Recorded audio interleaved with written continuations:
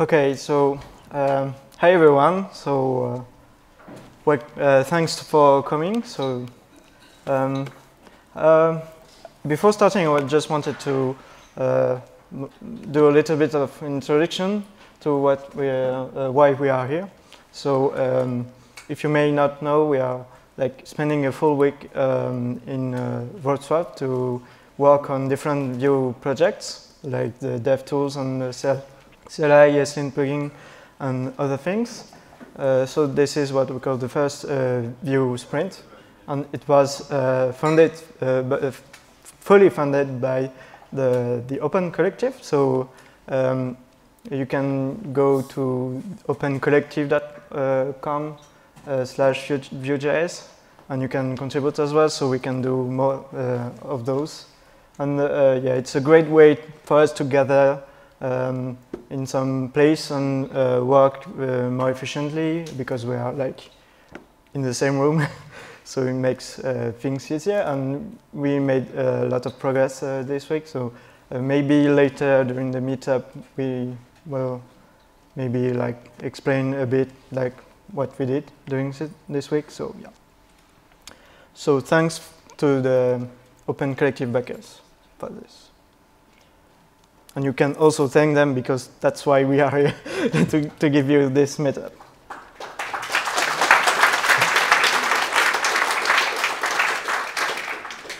So the hot topic right now in the Vue community is the brand new Vue CLI, which is a complete rewrite of the tool. So I'll skip this.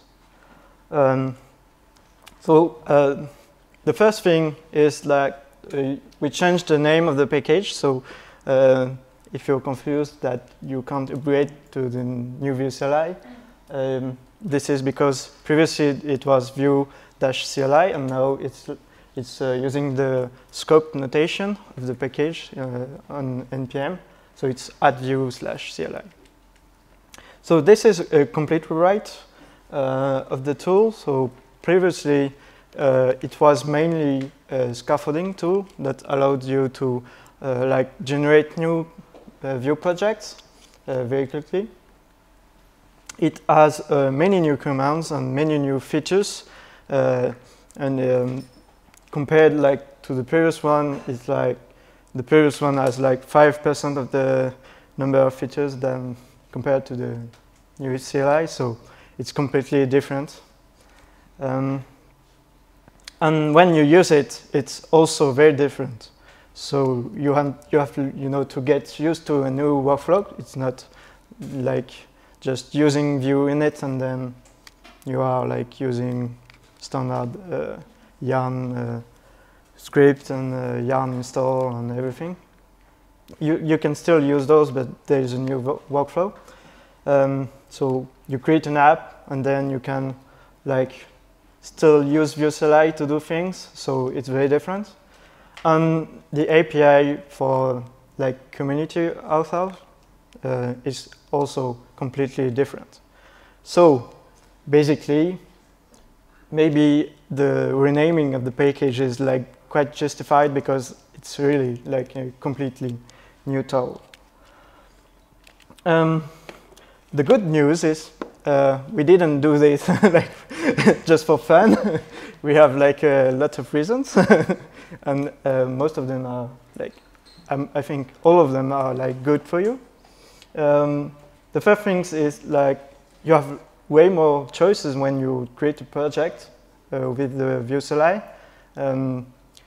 If you remember correctly, at least from the official templates, you had 4 different choices. With Webpack Simple and Webpack and Browserify. With the new CLI, well, there's one choice less than before, is that you can't use Browserify anymore. But I don't think it's really a problem, because well, usage was very low, and well, Webpack is way more powerful, I think. But now, when you create a new project, you can select if you want to use TypeScript or have PWA support or unit tests or end-to-end tests. So it's way more choices for you when you start. Also, well, that's not necessarily an advantage, but this means that there is like way more things to, you know about to make choices, and also there is like more steps involved when you create a project. So that's why I say greater interface surface. But the other good news is that we now have a plugin system in the CLI, which means that it's fully, well, extensible by third parties, and we already have like hundreds of plugins for Vue CLI 3. So that's a good thing for you, because like plugins can like add support for other things like internationalization into your app very easily. But again, a downside is that it's less simple, because before there was nothing like so. So here's an example of what it looks like to create a new project with Vue CLI. So you first use the create command with the name of the project, and you will notice that there isn't any template anymore. So you don't have to like choose between Webpack init or Webpack. It's always Webpack. And then you can add plugins, like for example the GraphQL Apollo plugin into the app using Vue add. And Apollo is a plugin for Vue CLI, and it will ask you questions and then generate files and modify your project automatically, so it has Apollo GraphQL in it. So that really shows the new possibilities that are allowed by the new tool. But you can see that there are like more things to do with it, and well, I mean the documentation is like 10 times bigger than before, so that could be a problem. That's why when I discussed with a great guy, which is Compose, which is the creator of Code Sandbox. How many of you knows or ever used Code Sandbox? That's great. So basically, for those of you who don't know, it's an online IDE, which is very nice and has like support for a lot of different frameworks and works on offline, and yeah, generally very nice IDE. And Compose said at some point, I think that was during the Vue.js Amsterdam conference in February this year, he said something that like I remember very clearly. He said interfacize everything. So it's a word that he invented, but the main idea is quite clear. I think it says like maybe we need like to make user interfaces, like graphical user interfaces for everything, because well, it has many advantages. So from this, I started to work on a project which became the Vue CLI UI like 4 months ago. And how to use it is very simple. You just download the CLI and then run this command anywhere using a terminal. And basically it starts a Node.js server, so there is no Electron involved. For those of you that are like short of memory. But yeah, it starts a server, and then you can just open, and it opens automatically the tab in your browser, and you have like a graphical interface for Vue CLI. So it's very simple to use. And the main benefits of this graphical user interface is that since there are like so many more things inside Vue CLI, it allows us to like display more informations, so we can explain what like PWA means to the user. Maybe they didn't like heard about it before.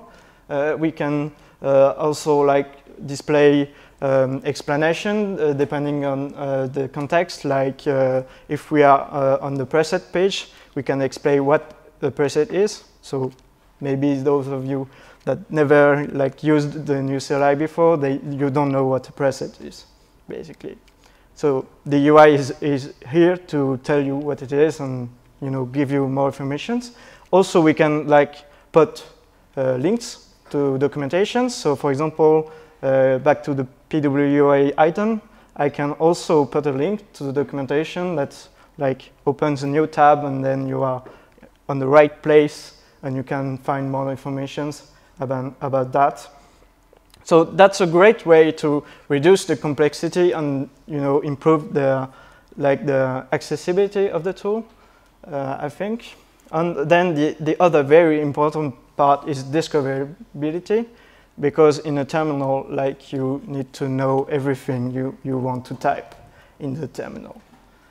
And if you don't know, well, either you go to documentation or you type like help commands. But then maybe you want, let's say, to install a plugin that does something like, let's say, add GraphQL support to your app, and you don't really know what to type because the help command won't tell you. So the nice thing about a graphical interface is that we can, for example, let's say, display a search input with search results. So that way, a user can like type GraphQL in the search bar, and then they get the right plugin.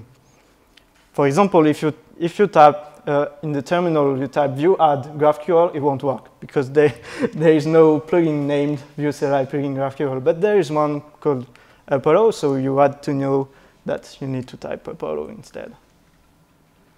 Also, we can like present the inputs in a better way. So on the terminal, we are using like a library called Inquirer to like displays like things like radio buttons and to select pictures and etc. But when you have a full graphical user interface, you can like do real selects and switches and things like that. So I find it way easier to use. Also, you can directly see all the different options from the beginning instead of having like every options displayed step by step. So yeah. Also, the last big advantage we made, we took advantage of, well, that doesn't mean anything, but yeah, is localization, because it's way easier for us to like load Vue internationalization plugin into the UI and then just provide locals and have, well, so that you as a user, you get like a translated interface depending on the settings of your browser. So that were the main advantages of a graphical user interface. So here is an example. It's a screenshot taken from the Vue CLI UI when you create a new project. So this screen is about the features you want in your project. And as you can see, there is context on the screen with a bit of information about what is a feature. So, for example, it says that you can add features later using plugins, but this won't like be displayed if you use the terminal. Also, for each feature, you can have like a little description of it and then a link to the relevant documentation. So, well, I think it's way like more accessible than in the command line, especially if you like see progressive web app support and you're like, what does this even mean? So here you can just like click here and you have like more information about that. So you don't have any you don't have any excuse anymore to not read the documentation.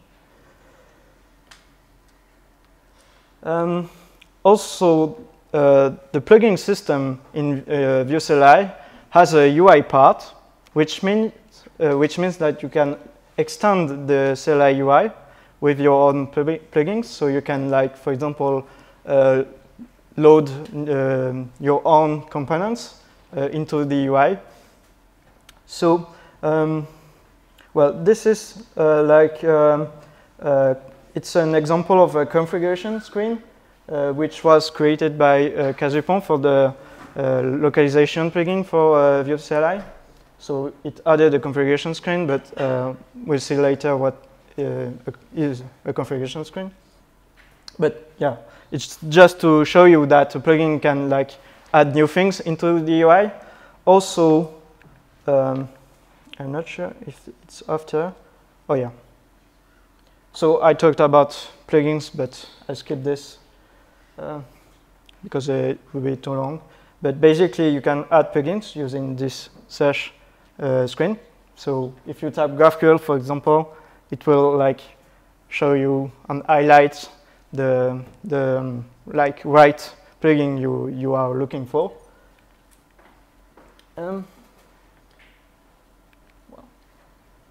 Here is an example of a configuration screen. So let's say you have like this in your project, which is an ESLint configuration file. If you are like new to ESLint, you probably don't know what this means, like all of those, options. But if you use the UI, you will get this. So it's like a visual way of like configuring this file, but you don't really have to like immediately know about how this file works, because you can just play around in the UI and it saves, and then you're done. Also, when you compile a project, for example, if you use the terminal, this is what you'll get with Vue CLI 3. So you get like some informations. But if you use the UI, you get like something like this, which is like a Webpack dashboard that shows you all kind of different statistics about your build. And you can also have a Webpack analyzer in the other tab, which like lets you browse the modules into your project. So this is like when you build the project using the UI, you don't have to install anything. It's all included. And the nice thing is that this is using the plugin API for the UI. So you can do exactly the same thing. It's that powerful. For example, this tweet is dancing. Sorry for that. It's annoying. Wow. So this is those are like plugin projects from Casupon again. And this one is a prototype for a storybook-like plugin, which like add a new page into the UI, and then you can have like storybook-like experience with stories, and to like document or try your components. And on the right, you have the a prototype of an old prototype of the Vue CLI internationalization plugin, which adds an entire localization interface into the UI, which is actually released, so you can try it, and you can like create new locals and then translate them and save them, and they will like it will automatically update the locals in your project. So it's very nice, I think. So that's why a plugin API is important, because that's why the community can like create plugins and do awesome things with it. So I like it very much. Demo time.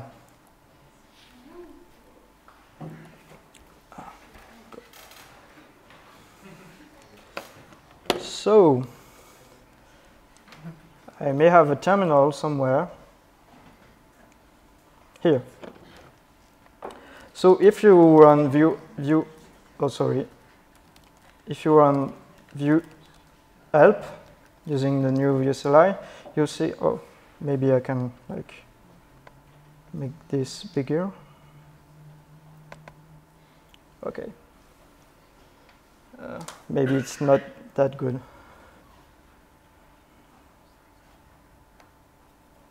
Okay, that's better. So you can see here we have different new commands, and the one that is very interesting to us right now is this one, so the UI. And like I showed you at the beginning, you can just run Vue UI anywhere. You are forced to run it in a Vue project. And then you arrive in the graphical interface of Vue CLI. So the first time you run it, maybe I can zoom a bit, you'll see this project manager, which will be empty at this point. And you can create a new project, so we go ahead and create one. You can explore your folders and then type a name, and if it's already used, you get a warning. Maybe I can change the browser language. Sorry about that. So as you can see, it's automatically translated in French because I'm using French. So if I go back to English, it should be better for you. Yeah. So I can type a name, and if it's already taken, there's a warning. So let's say another one. There are different options. So maybe if you never used the help command on Vue create, you didn't know that you can for example, force it to use one package manager or the other, or you can overwrite the folder, or you can don't create a Git repository. So the nice thing about the UI is that you can directly see what are the available options without needing to go to the documentation or use the help commands. After that, you go to the preset screen. So a preset, like it's explained in the screen, is a set of features that are already selected, so you can create a new project very quickly. So for example, you can select a few features like TypeScript and Jest for the unit test, and you want to save it into a preset so that next time you want to create a project, you can just select your preset.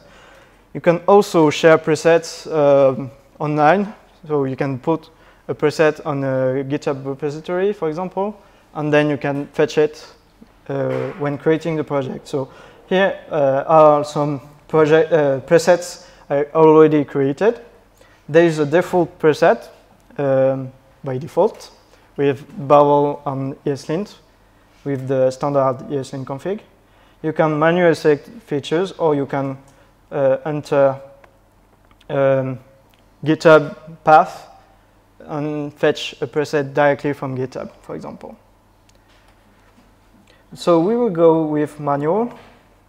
And then we see the screen we saw during in the slides. So here is the screen when you select things, so it's a bit more interesting. So for example, we can select PWA support. We can select CSS preprocessors, unit testings, and other things if you want to. I won't select a lot of them because we'll have to download a lot of packages. And then, if some features can be configured, you have a fourth screen, which is this screen, where you can, for example, select which preprocessor you want to use, for example, Stylus. If you want to use the Airbnb config for ESLint, for example, you can. So I always go with the standard one. And you can also make the Git lint your file and then prevent you from committing if you have a linting error in your project. So it's very nice. When we are done, we can save it to a new preset, so you can enter a name and then use it for next time, or put it into a GitHub repository. So we go ahead and skip it. And then it creates the project where I wanted it to create. So I hope this won't take too much time. Let's see. Maybe some of you have questions while we wait. So in the background, it's first creating the Git repository, and then it's creating a very basic template with like the package.json file, and like the SRC with main.js file, and then it install the corresponding Vue CLI plugin to the features you selected. So let's say you selected TypeScript during the project selection. It will automatically install the corresponding Vue CLI plugin for TypeScript into your project. And when it did install all those Vue CLI plugins, it will invoke them. So that means it will run the generator inside those plugins. And the generators are scripts that can generate or modify the files in the project. So basically, if you selected TypeScript, it will like rename all the JavaScript files into TS files, and also add a tsconfig file in the project. And then it can also add new dependencies like TypeScript, for example, can be useful. And at the end, there is another installation step. If any of the CLI plugin added a new dependency, it will need to install them as well. So that's all the CLI did during this creation process. So it's way more things that it used to do with Vue CLI 2. So we are now finished creating the new project. So we are in the first page, which is the plugin page.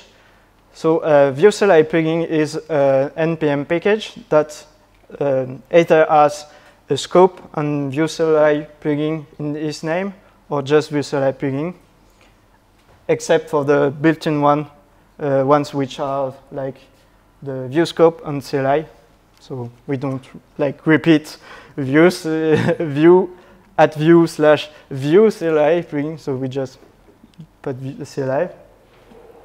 And you can see there is a fourth one which isn't related to features we selected during the creation. It's the Vue CLI service. It's a package installed into your project that takes care of configuring Webpack for you. So you don't have to do it yourself. So basically, it's Webpack. As you can see, there are suggestions because we didn't select Vue Router on Vuex. The UI API has a suggestion feature, so you can like have a button at the top that explains you that, hey, maybe you want to use Vue Router because it's like the official routing library for Vue. So we explain what it is, and then you can just click on continue, and then it will like install it and generate the router file in your project. So if we go to our project,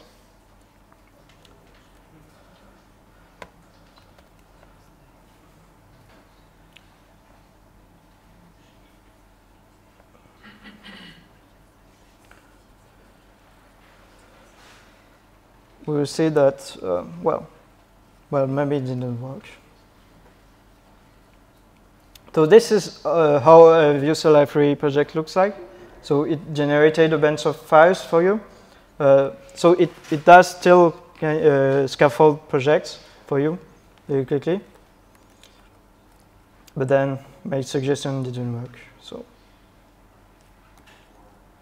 well, maybe there is a problem. Demo time. Well, let's skip this. You can also add new plugins using the search input. So, for example, you can like type GraphQL and even do typos. Not a problem.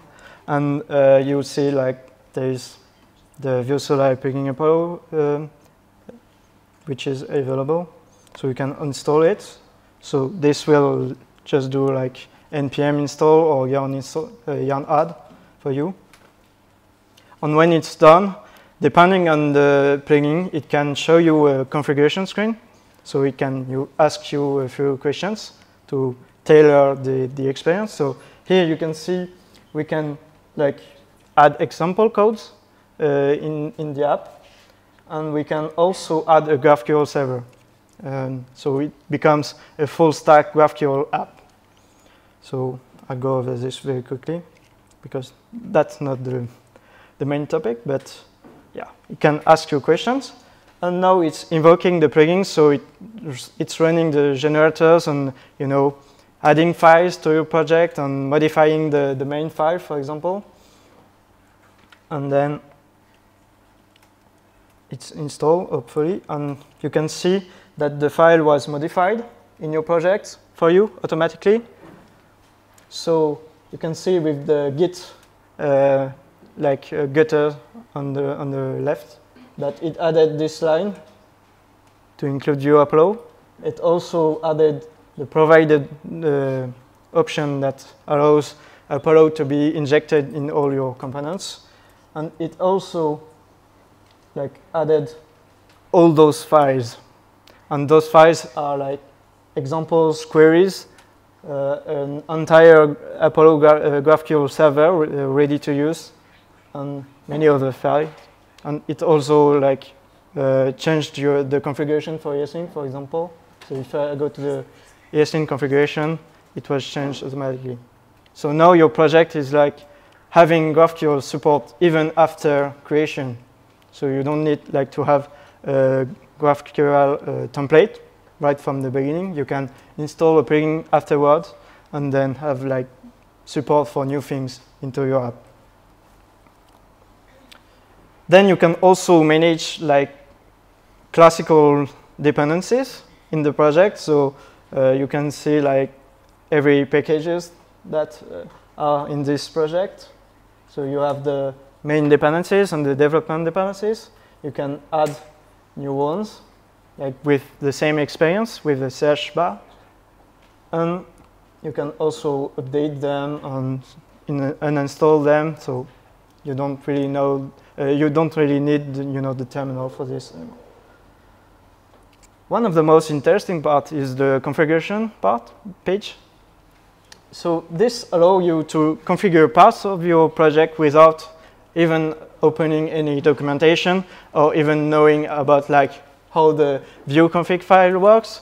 You just have to open the configuration page and select, for example, the Vue CLI configuration page. And you'll see you have a bunch of settings you don't need to Google about before using. And I think the most interesting one is the ESLint one, because in the stable version, which I'm showing you right now, it's a very small subset of rules. But what we did during the sprint this week was to dynamically generate this screen with all the available rules in the Vue in the ESLint plugin Vue package. So basically, you have all the rules from essential, recommended, strongly recommended, and uncategorized rules, all listed here. So you don't even have to open the documentation for our plugin anymore. You have everything here, and you can just enable or disable rules. You can even change the base configurations on the fly using this screen, but in the next version. So that's why sprints are nice, because we can gather and work on things together. Also, you can if you install the PWA support plugin, you will have this screen, and for example, you have color picker for your splash screen on Android or iOS or Windows Phone. So you can change the color in a way more practical way than writing hexadecimal code. So that's also a big advantage of having a full graphical interface. You can also configure the Apollo server we just installed in the app. So this is from a third-party plugin. So it's using the plugin API to do that. And finally, the last page, which is quite important, is the task page, where you can do things using Vue CLI during the lifetime of your project. So for example, you can build with Webpack, you can lint your file, so we can run it, and then we don't have errors. we could imagine, for example, a plugin that allows you to deploy on some services, your app. So you can really use Vue CLI during the whole lifetime of your project. So it's not just a scaffolding tool. So that's why it's way more complex. And having a UI to do all those things, I think helps a lot, especially if you are like beginners or new to Vue CLI. So for example, let's say you want to use Webpack to like develop on your project. So you have here an empty Webpack dashboard, but if I click on run tasks, you see that it will like run Webpack and do a bunch of things and have a fancy progress bar and then show you a bunch of statistics like how like slow your web app will be, for example, but it's not very useful in development mode, but it has the same thing when you build the app. Also, it has the analyzer here, so you can like explore your project and then like open the different modules and see what is taking up space into your app. And we even have an on the open app button here. So here's our app running. Also, if you go to build, you have a very nice thing. So if you go here, you have like parameters to the tasks. And the very nice thing about Vue CLI 3 is the modern build mode, which is like building two different versions of your app. And if the browser is like modern enough, it will load the modern version, which doesn't have like polyfills and didn't like transform everything using bubbles. So it's less code and it's more efficient. And the other browsers will get the legacy build. So you just have to check this, and then you're done. And you can like just run the build, and you see there's like this. There are two different progress bars because it's doing two different builds. So here's the legacy build, and then the modern build, which is blue.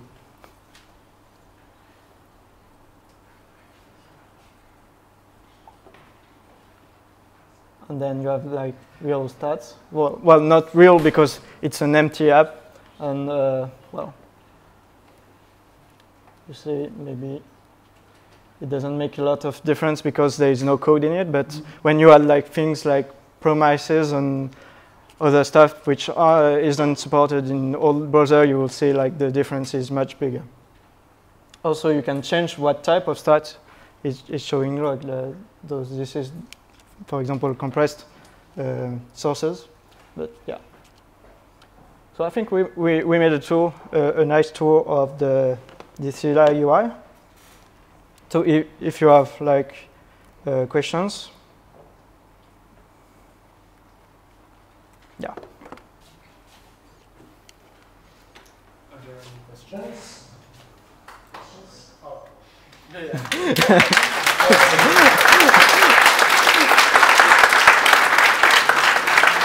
Oh. Maybe I can show you another thing just before the question. Sorry, Damien. This is the task which is coming from the third-party plugin we installed for GraphQL and Apollo support. And as you can see, it's showing something very different from a console right now. And this is a third-party component that was loaded dynamically when we open this project or when we install the plugin. So what it does is that when you run the task, which is essentially running the GraphQL server, you directly get a GraphQL playground inside the UI. So you have like directly, without even thinking about it, you have like a playground ready to be used. Okay. I think that was it for the demo. For real this time. So if you have questions. Yeah, any questions? Okay. Just a quick one. Are you able to use those presets created in UI in the CLI? Or there are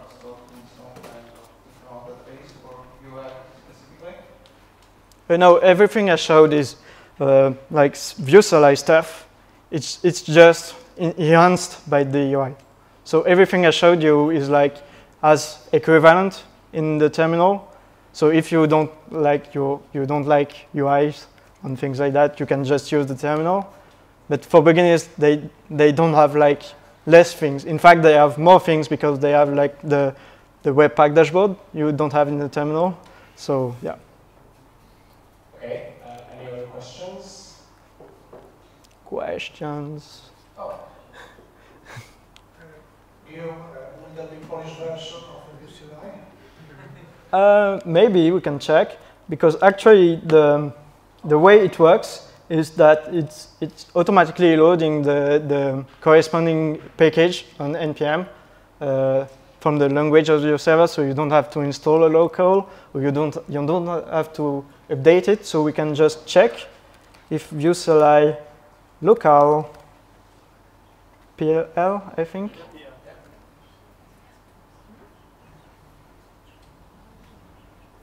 Yes, there is.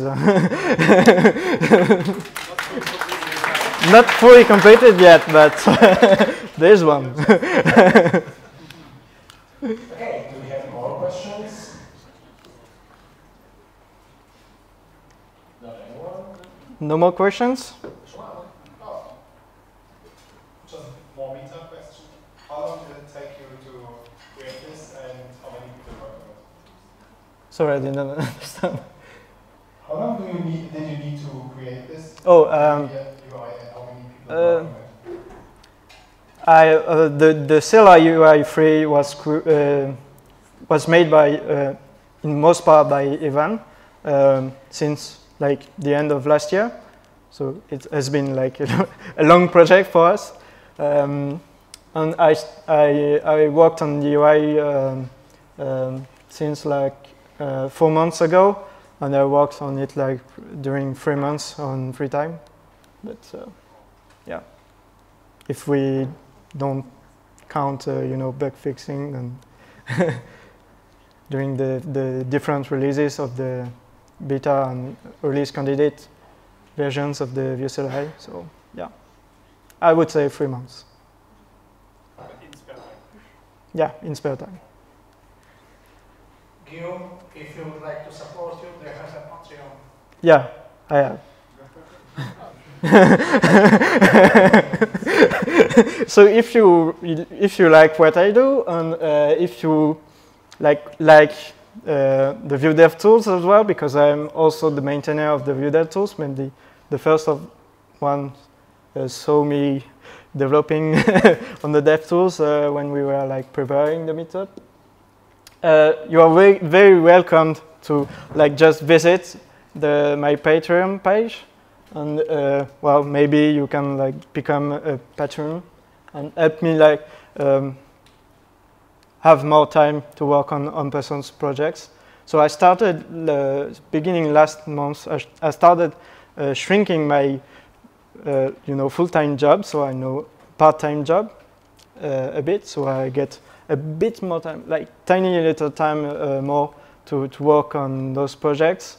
But the goal of the Patreon is like allowing me to have more days each month to work on Vue and make other stuff and improve the stuff you already have. So yeah, you should take a look at this.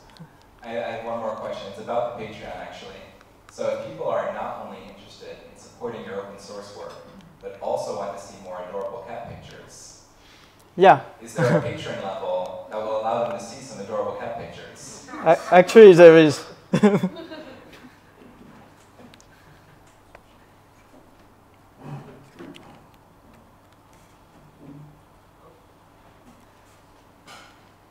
Oh, sorry. So sometimes responsive makes things harder. Yeah, it's a bit. There it is. So there it is. Yeah, I believe this is the only Patreon that I know of that allows you to get cat pictures in addition to other rewards. This is a pretty exclusive offer. Yeah, Don't miss on that.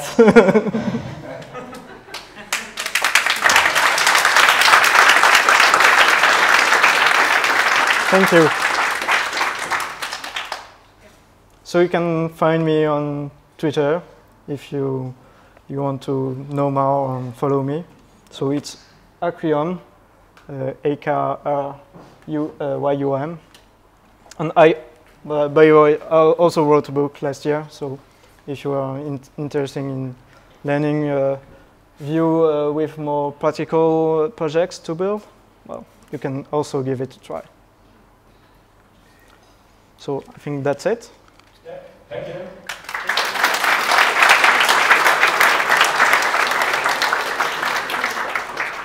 Okay, so now it's food in the kitchen, so go grab it, and we'll see each other again in 20 minutes for a Q&A.